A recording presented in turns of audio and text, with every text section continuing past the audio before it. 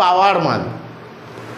এর মানে কি? আর মানির মানে, মানি হচ্ছে যে আমরা পড়েছি তার ফাংশন, তার স্টোর ভ্যালু আছে, তার কি আছে না সেটাকে আমরা সর্বজন গ্রাহ্য, সে মেজারমেন্ট করতে পারে, এই ব্যাপারগুলো।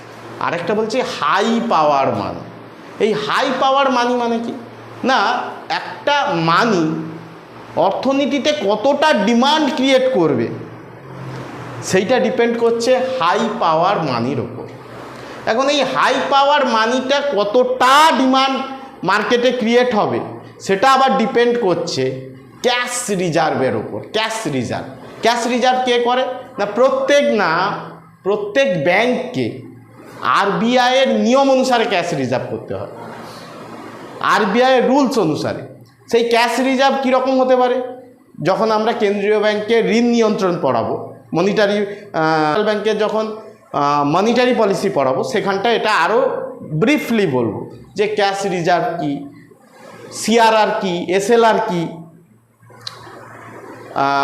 এইটুকু বুঝে রাখো এখানে যে ক্যাশ রিজার্ভ রেশিও, প্রত্যেক ব্যাংকের কাছে যে টাকা জমা পড়ে তার একটা অংশ সে কেন্দ্রীয় ব্যাংকের কাছে জমা রাখতেই হয়।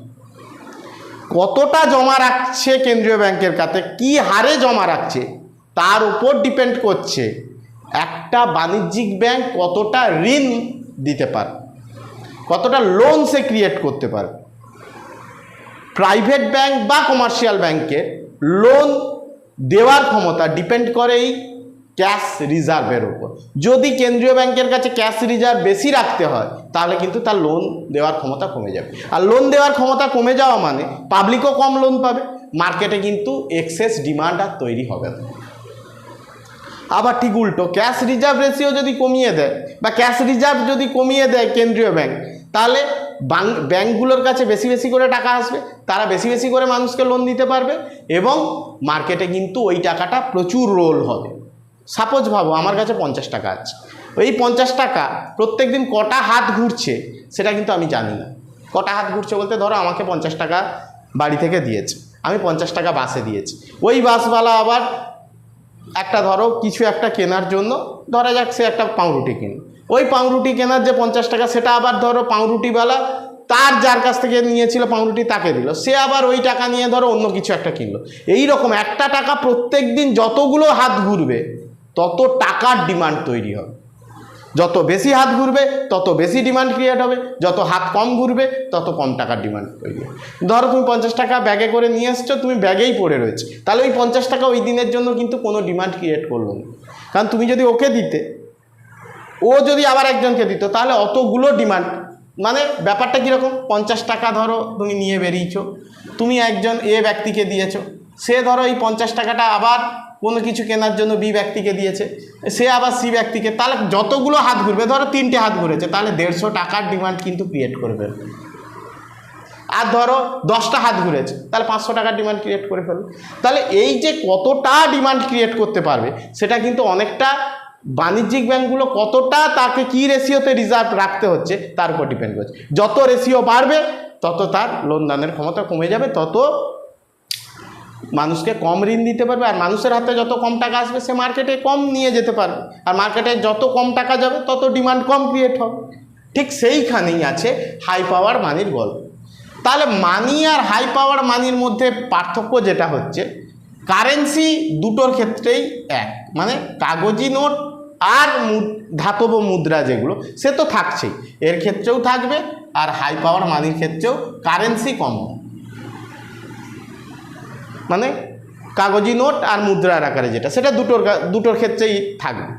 বাট এইখানে যেটা হয় মানির ক্ষেত্রে ডিমান্ড ডিপোজিট বা চাহিদা আমানত, সহজ কথায় বাংলায় আমরা কি বলি, চাহিদা আমানত। জানো ডিমান্ড ডিপোজিট কি? ডিমান্ড ডিপোজিট জানো? ডিমান্ড ডিপোজিট মানে আমি আজকেই টাকা রাখলাম, আমাকে চাইবা মাত্র বা আমার প্রতিশ্রুতি মতো ব্যাংককে আমি চাইলে আমাকে ফেরত দিতে বাধ্য থাকবে। আমি ব্যাংকের কাছে টাকা রাখছি, আজ ধরো আমার সেভিংস অ্যাকাউন্টে আছে বা কারেন্ট অ্যাকাউন্টে আছে, আমি চাইলেই যেন আমাকে কালকে টাকা দিতে পারে। কিন্তু আমি যদি লং টার্মে রাখি, আমি চাইলেই কিন্তু আমাকে টাকা দিতে পারবে না। আসছি সেগুলো ব্যাংক চ্যাপ্টার যখন পড়াবো। তাহলে কারেন্সি প্লাস ডিমান্ড ডিপোজিট যখন হবে, এই দুটো সমষ্টি হচ্ছে কে না শুধু মানি। নর্মাল মানি। আর হাই পাওয়ার মানির ক্ষেত্রে কারেন্সি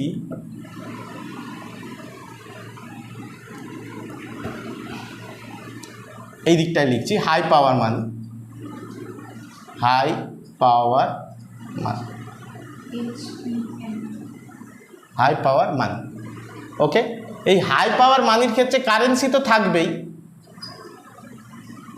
কারেন্সি, কিন্তু এখানে যেটা যোগ হয়ে যাবে ক্যাশ রিজার্ভ বা রিজার্ভ রেশিও বা ক্যাশ রিজার্ভ, ক্যাশ রিজার্ভ। এই ক্যাশ রিজার্ভ মানে কি? বাণিজ্যিক ব্যাংকের কাছে যে টাকা জমা পড়ে তার কতটা অংশ কেন্দ্রীয় ব্যাংকের কাছে রাখতে হচ্ছে, সেই রেশিওটা। এই ক্যাশ রিজার্ভ যত বাড়বে তত কিন্তু বাণিজ্যিক ব্যাংকগুলোর লোন দানের ক্ষমতা কমে যাবে। আর বাণিজ্যিক ব্যাংকের লোন দানের ক্ষমতা কমলে মানুষও লোন পাবেন, আর লোন পায় বলেই সেই টাকাটা মার্কেটে ঘুরে বলে এত ডিমান্ড ক্রিয়েট হয়। তাহলে যখনই লোন পাওয়া কমে যাবে, ডিমান্ড ক্রিয়েশন কমে যাবে, মার্কেটের ডিমান্ড, অর্থের যোগান কমে যাবে। সহজ কথায় বোঝো, ধরো আমি 500 টাকা এ ব্যাংকের কাছে জমা পড়েছি, এই 500 টাকার মধ্যে 20 টাকা ধরা যাক কেন্দ্রীয় ব্যাংকের কাছে জমা রাখতে হয়, তাহলে সে এখন কত টাকা লোন দিতে পারবে? 480 টাকা। এবার ধরা যাক 20 টাকার জায়গায় কেন্দ্রীয় ব্যাংক বললো না, তোমাকে 40 টাকা আমার কাছে জমা দিতে হবে ক্যাশ রিজার্ভ হিসাবে, তাহলে তার এখন লোন দানের ক্ষমতা কত? তাহলে আগে মার্কেটে কত টাকা আসতো? 480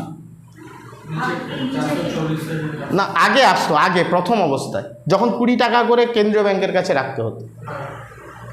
এইটাই তো বলছো, 500 মাইনাস 20, 480, আচ্ছা 40, আচ্ছা 460, তাহলে 480 টাকা আগে মার্কেটে আসতো।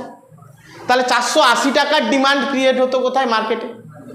কিন্তু এখন দেখো এই ক্যাশ রিজার্ভ রেশিও বাড়িয়ে দিয়েছে কে? কেন্দ্রীয় ব্যাংক, বাণিজ্যিক ব্যাংকগুলোর ক্ষেত্রে। তাহলে বাড়িয়ে দেওয়ার জন্য তার লোন দানের ক্ষমতা কমে কত হয়ে গেছে? 460। তাহলে এখন মার্কেটে কম টাকা আসবে। তাহলে দেখো এই হাই পাওয়ার মানি এর উপর ডিপেন্ড করছে মার্কেটে বেশি পরিমাণ মানি সাপ্লাই আসবে না কম পরিমাণ মানি সাপ্লাই আসবে, বেশি পরিমাণ ডিমান্ড ক্রিয়েট হবে না কম পরিমাণ ডিমান্ড। কিন্তু নর্মাল মানির ক্ষেত্রে কিন্তু এই ব্যাপারটা হয় না, সেখানে শুধু ডিমান্ড ডিপোজিট, মানে আমি টাকা রাখলাম, টাকা চাইছি, আর আমার হাতে কত টাকা ঘুরছে সে তো এমনিই ওইভাবে ঘুরে যাচ্ছে। কিন্তু এই ক্যাশ রিজার্ভ রেশিও বা ক্যাশ রিজার্ভের উপর ডিপেন্ড করছে হাই পাওয়ার মানি বা অর্থের যোগান বাজারে কেমন হবে, সেই পরিস্থিতিটা এই হাই পাওয়ার মানির ওপর ডিপেন্ডেন্ট। ঠিক আছে।